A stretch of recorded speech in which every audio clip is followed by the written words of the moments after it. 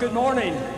I'm Colin Crawford. I'm the President and CEO of Mac Publications. This is an exciting, newly formed joint venture between Ziff Davis and IDG, which is now responsible for publishing Mac Week and Macworld. And I'd like to welcome you all on behalf of the sponsors to Boston and Macworld Expo.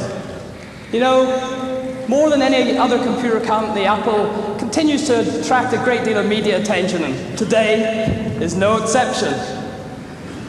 For me, and I expect for many of you, the last year in the Mac markets felt like being a bit on an emotional roller coaster. You know, highs of optimism followed by troughs of near despair as Apple wrestled with its turnaround strategy. Jubilation as Apple improved and rationalized its product line and made progress with its OS strategies, and then concern as negotiations with the licensees appeared to stall. But for all the followers of the Apple market, nearly every possible solution, every possible solution for Apple has been analysed and dissected. There's certainly no shortage of pundits, to give advice. Gil Amelio, Apple's former CEO, once remarked to me his frustration with the media coverage. My response was that Apple would be facing an even bigger problem if the media stopped caring.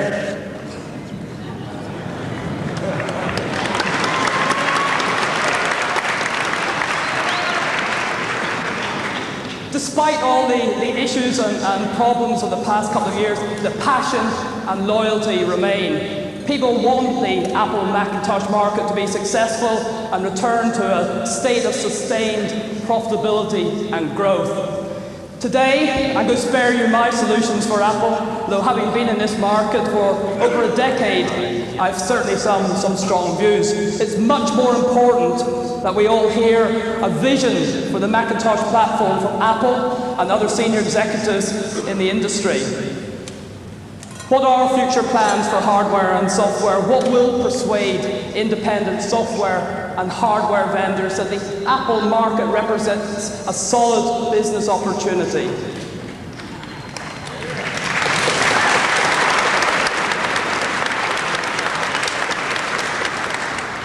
I want to leave Macworld Expo at the end of the week with evidence that the Macintosh platform is still one of the most exciting segments of the computer industry.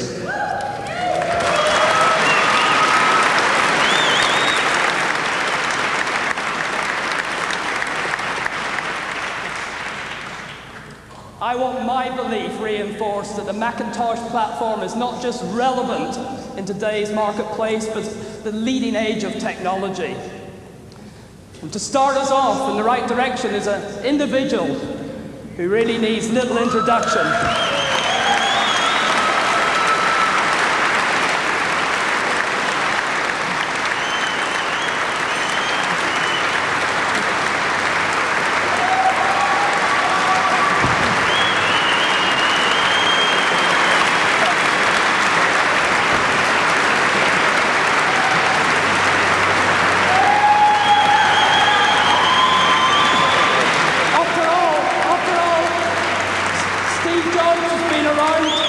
Since the very first Macintosh. So please join with me now and welcome from Apple Computer, Steve Jobs.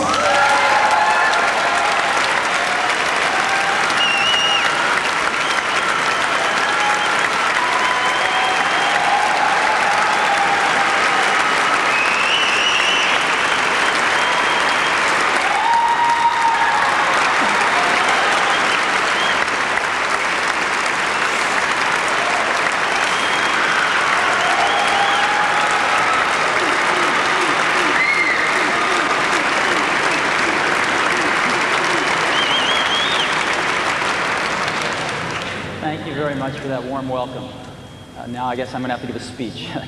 I came today to give you a status report on what's going on and to try to fill you in on some of the steps we're taking to get Apple healthy again.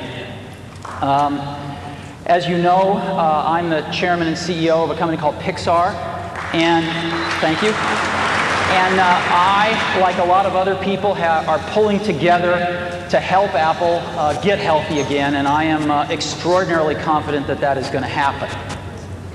Now, when I started to get involved, a lot of people gave me advice. And some of the advice that was the most popular was Apple has become irrelevant. There was a great one that was Apple can't execute anything. And another one was the Apple culture is anarchy. No one could manage it. You've read all these things in the press. And after 4 weeks, here's what I found. Quite the opposite of these things, actually. Apple's not as relevant as it used to be everywhere, but in some incredibly important market segments, it's extraordinarily relevant. And I want to share some of that with you today. Apple is executing wonderfully on many of the wrong things. The ability of the organization to execute is really high, though. I mean, I've met some extraordinary people at Apple. There's a lot of great people at Apple. They're doing some of the wrong things because the plan has been wrong. And lastly, what I found is rather than anarchy, I found people that can't wait to fall into line behind a good strategy. There just hasn't been one.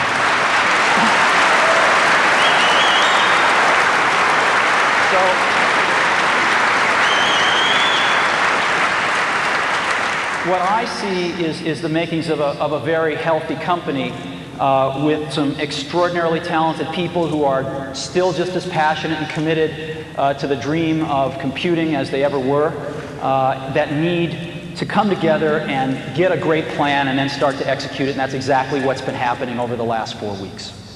Now, what's the fundamental problem? I think the fundamental problem is a little more subtle. I think this is a symptom, but in a nutshell, excuse me.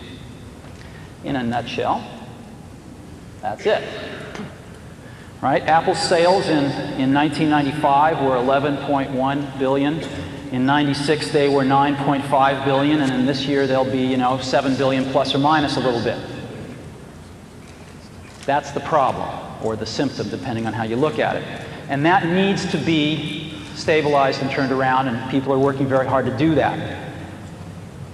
So what are some beginning steps that we're going to take? One of the first ones has to be to start at the top.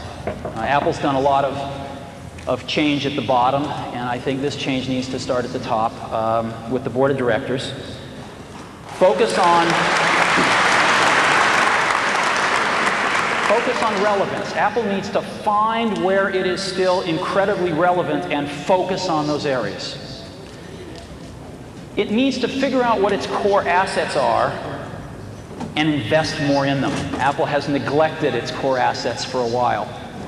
It has to forge some meaningful partnerships, not just partnerships and press releases. And it needs to define some new product paradigms. And we've got some great ideas. I'm not going to be talking about products today, though. I just want to let you know that we have some wonderful ideas that you'll be hearing about between now and the end of the year. So let's talk about some of these. Board of directors. Apple had a very decent group of people as their board of directors. They worked very, very hard for Apple.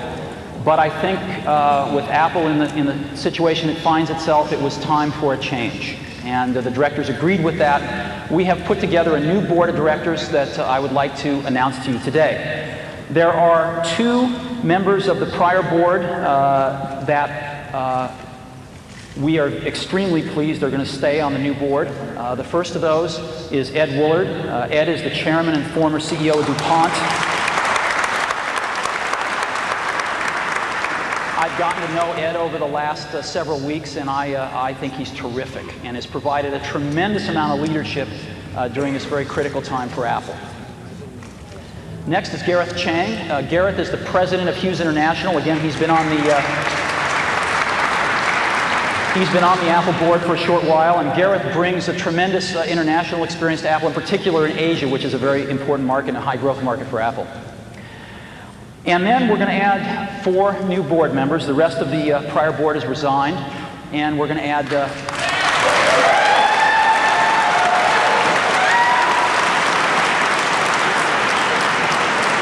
We're going to add 4 new board members to carry the company forward. The first is Larry Ellison, CEO of Oracle.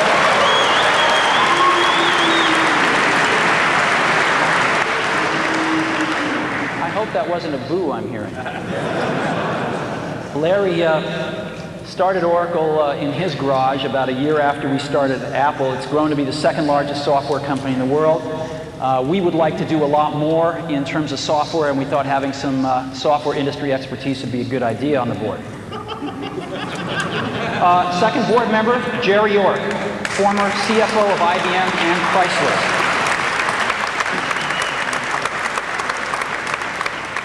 Jerry did a lot of the turnaround work at Chrysler and IBM and is extremely well known and respected in the financial community for his work. The third new board member is Bill Campbell, CEO of Intuit.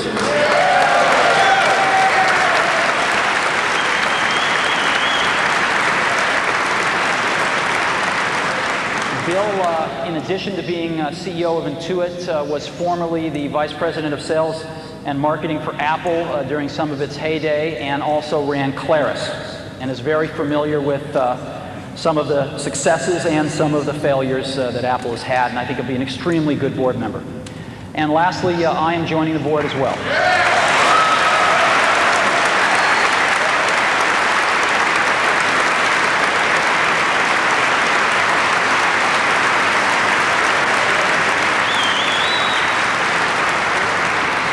I'd like to just take a moment and thank the outgoing board members. I think it has not been an easy job to be a board member of Apple over the last few years, and these are very decent people, and they've been trying very hard to do the right thing for the company. And to welcome our new board members, I think we have a really exciting task ahead of us to help the management team and guide Apple back to health and to prosperity. And so I hope you'll agree that this is a pretty sweeping change. We're adding a tremendous amount of industry expertise. We are not naming a chairman at this time. We're going to wait till we have a new CEO and sort things out when that happens at that time. Now, I put together a little video. If you'd like, I'll show it to you. That just we asked the board members a few questions, and you can just maybe get a little familiar with them. Would you like to see it? Let's go ahead and roll that.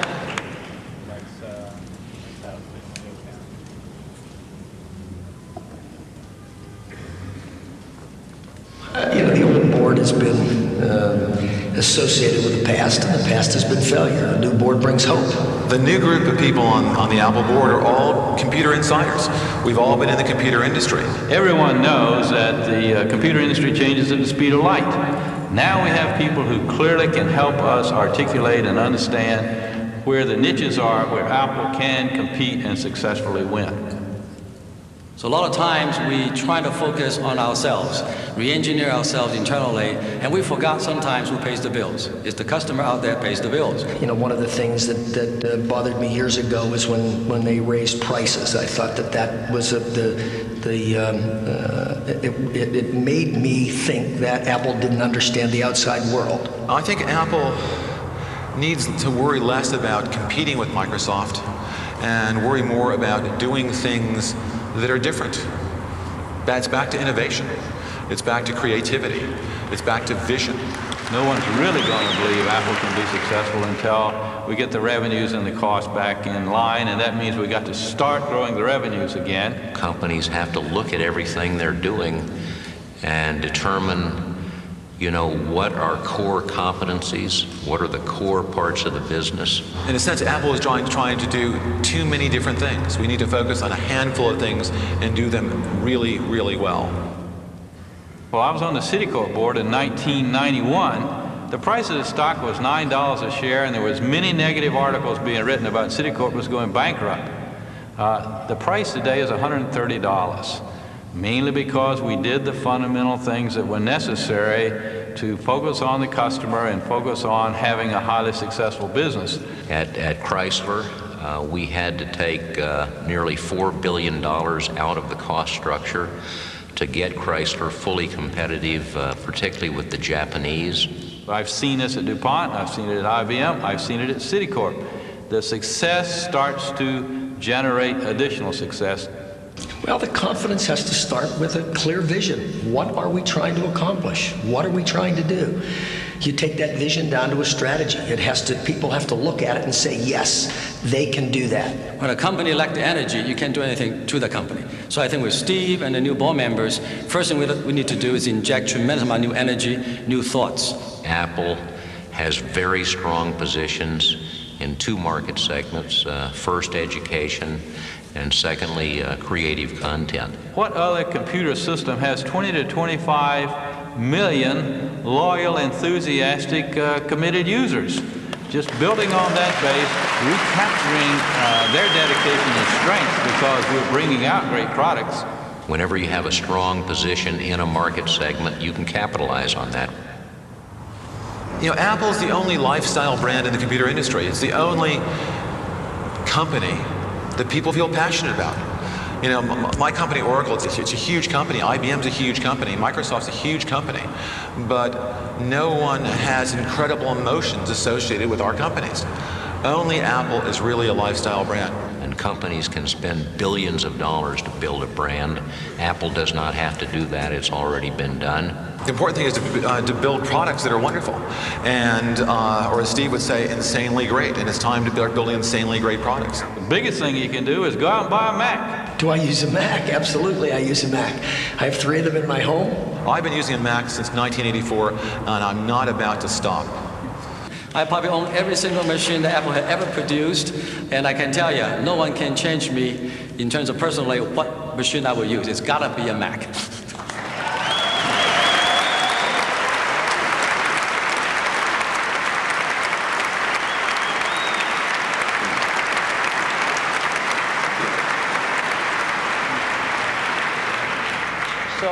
As you can see, this is a pretty diverse group of people, a lot of deep industry expertise who've come together to say, hey, this world's a lot better place with a healthy Apple computer in it. Okay, next, market focus. Yeah, I can't get anyone to tell me the definitive market share number for Apple, but it's around 7% from all I can gather. And the question is, where is Apple relevant? Where is Apple still the dominant player? Which market segments? And there are 2. The first one I call creative content. It's publishing, design, pre-press, etc. It's creative professionals using computers. And what's interesting is Apple is still the dominant market leader for creative professionals. By far. It's like 80% of the computers used in advertising and graphic arts, design, pre-press, all Macintoshes. And 64% is the best number I could find. 64% of all internet websites are created using a Mac. It's amazing.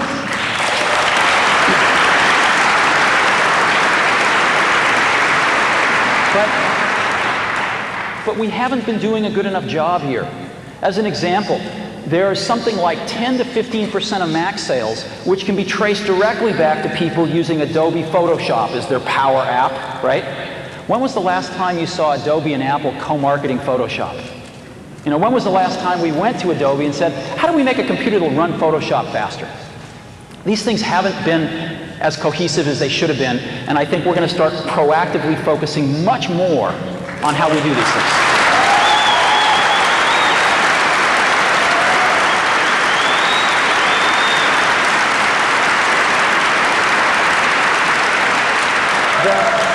The second market is one that's very close to my heart, is education. Apple put the first computers in education. Apple did it again with the Macintosh. And Apple is still the dominant leader in education. Now, I'm going to ask you a question. Who is the largest education company in the world? Who's the largest education company in the world?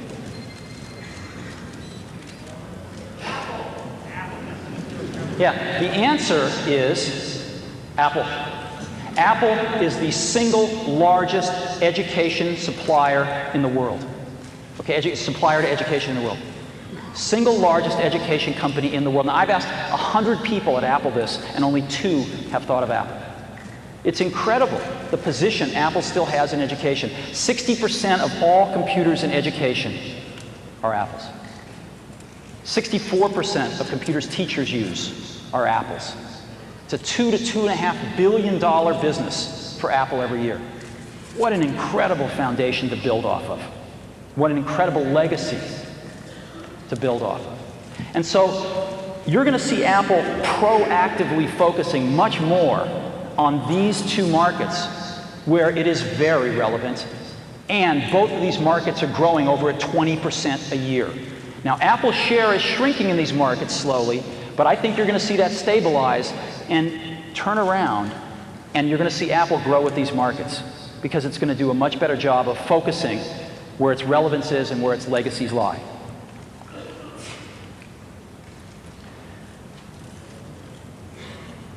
Next, core assets. As you know, Apple's greatest core asset is you all.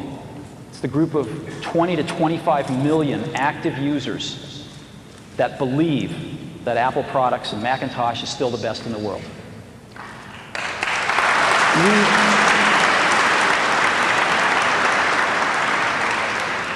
I don't think we've been doing a good enough job taking care of you. Have you called I've called the support lines myself.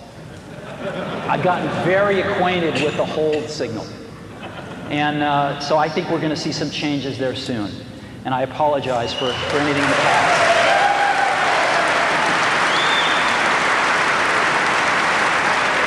But what I want to do right now is get a little more analytical. And I want to say, sort of from a more analytical standpoint, what are Apple's core assets? And there's two of them that I've been able to uncover. The first one is the brand itself, and the second is the Mac OS. Now, the brand, if you asked, what are the 5 greatest brands in the world? If you went out and you asked professionals this question, I think Nike would be on everybody's list, Coca-Cola would be on everybody's list, Disney would be on everybody's list, and Apple would be on everybody's list. We have one of the world's greatest brands, and we haven't paid much attention to it in the last several years, and I think you're going to see that start to change. And now I want to focus on the Mac OS.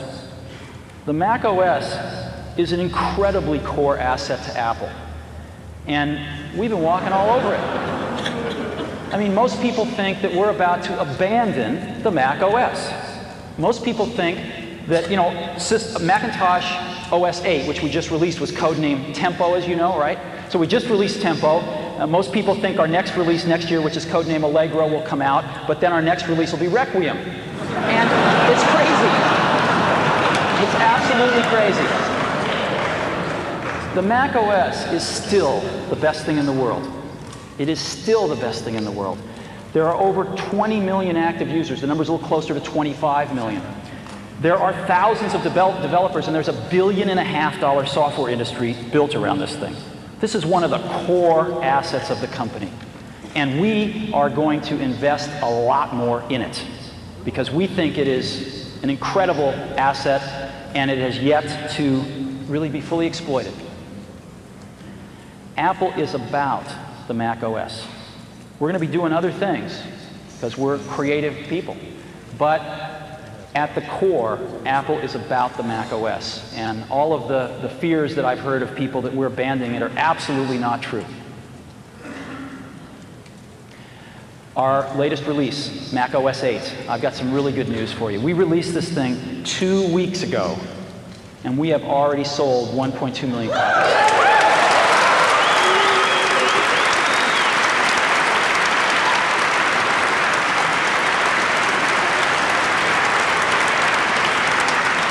That's 4 times greater than what our forecast was. So we're scrambling to ship everything, and if it takes a little bit to get yours, please, I apologize for that, but we are scrambling, and this number's going up. It shows no sign of abating. So things are going very well with OS 8.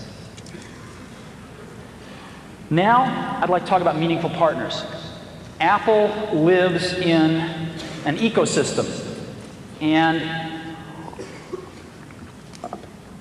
it needs help from other partners. It needs to help other partners.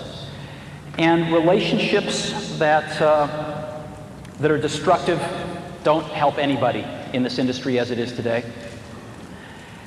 So during the last several weeks, we have looked at some of the relationships, and one has stood out as a relationship that hasn't been going so well, but had the potential, I think, to be great for both companies. And I'd like to announce one of our first partnerships today, a very, very meaningful one, and that is one with Microsoft.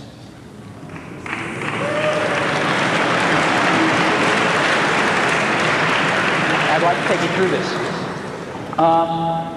The discussions actually began because there were some patent disputes. And rather than, I know, rather than repeating history, I'm extremely proud of both companies that they have resolved these differences in a very, very professional way. And this has led, I think, to an overall relationship that we're announcing today that's got several parts to it, and we're extremely excited about. First part of it is a patent settlement and cross-license. The two companies have reached a full cross-license for all patents that exist and for patents that are filed within the next 5 years. And it has been a very serious patent settlement. The second part of this is Microsoft is committing to release Microsoft Office on Macintosh for the next 5 years.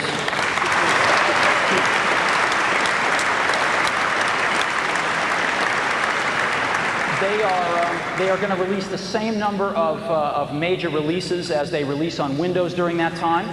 Their first release is they're going to target to have it out near the end of the year. It might slip a few months into next year, but they're working real hard on it, and it looks very, very good. Next, we have taken a look at browsers out there, and Apple has decided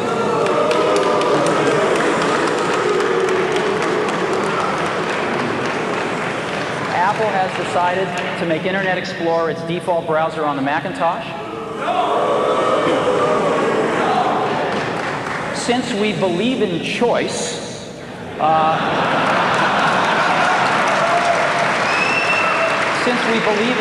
we're going to be shipping other Internet browsers as well on the Macintosh, and the user can, of course, change their default should they choose to. But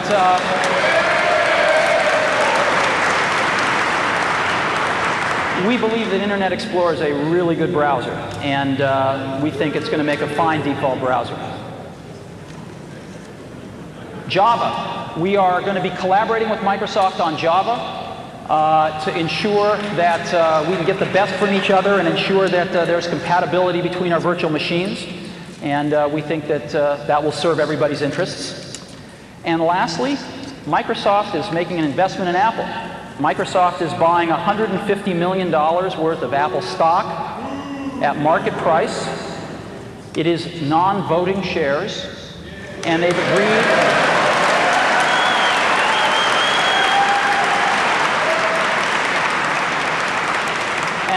not to sell them for at least 3 years.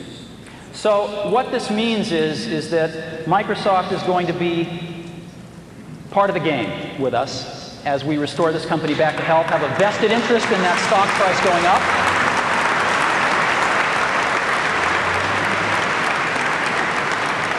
We're going to be working together on Microsoft Office, on Internet Explorer, on Java. And I think that it's going to lead to a very healthy relationship. So it's a package announcement today. We're very, very happy about it. We're very, very excited about it. And I happen to have a special guest with me today via satellite downlink. And if we could get him up on the stage right now.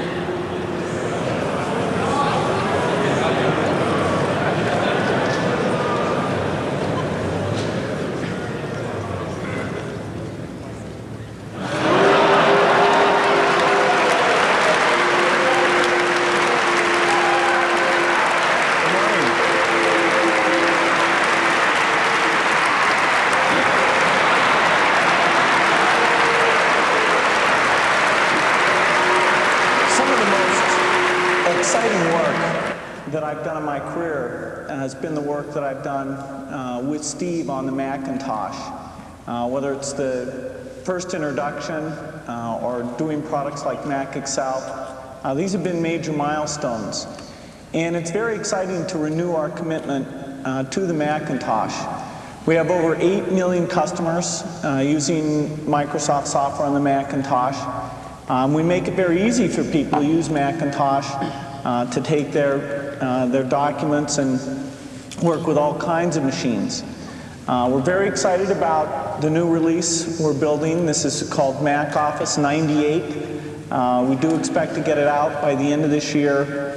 And we've got some real exciting features. It's a product that's going to require no setup. It's going to be an easy transition from people in the past. And I think it's going to really set a new benchmark for doing a good job with performance and exploiting unique Mac features. In many ways, it's more advanced than what we've done on the Windows platform. We're also excited about Internet Explorer. And we've got a very dedicated team that's down in California that works on that product. And the code is really specially developed for the Macintosh. It's not just a port of what we've done in the Windows environment.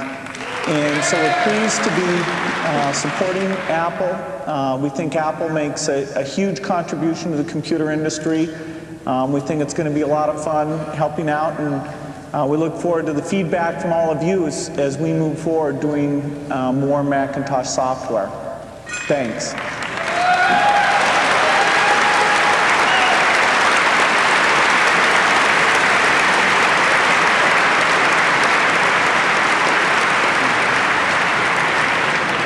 Thank you, Bill.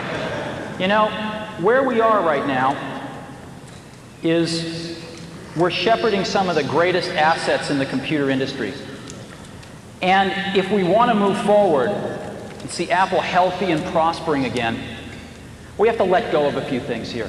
We have to let go of this notion that for Apple to win, Microsoft has to lose. Okay?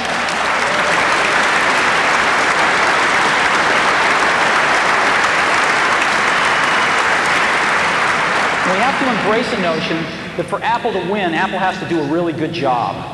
And if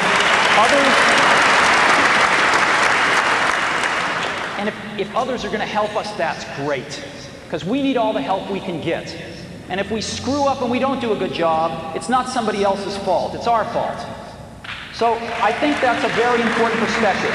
I think if we want Microsoft Office on the Mac, we better treat the company that puts it out with a little bit of gratitude. We'd like their software. So the era of setting this up as a competition between Apple and Microsoft is over as far as I'm concerned. This is about getting Apple healthy, and this is about Apple being able to make incredibly great contributions to the industry to get healthy and prosper again.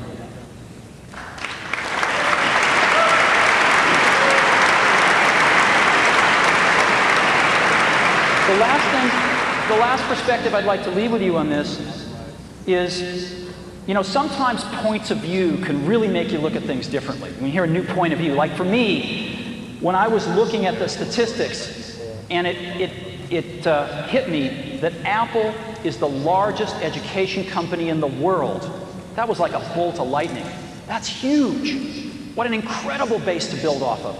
Another bolt of lightning is that Apple plus Microsoft equals 100% of the desktop computer market.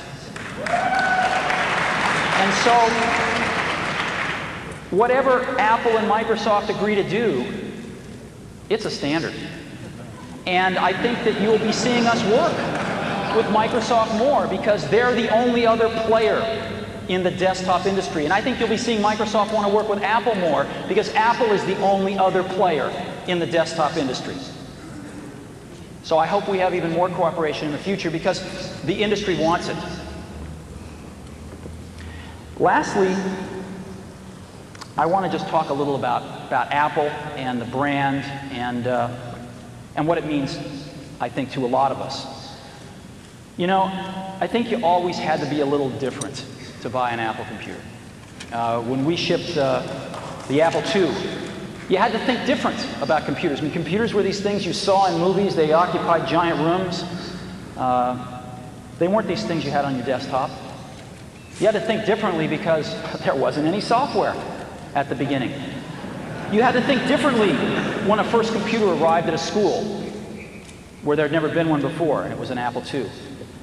I think you had to think really differently when you bought a Mac. It was a totally different computer, worked in a totally different way, used a totally different part of your brain, and it opened up a computer world for a lot of people who thought differently. You were buying a computer with an installed base of 1. You had to think differently to do that. And I think you still have to think differently to buy an Apple computer.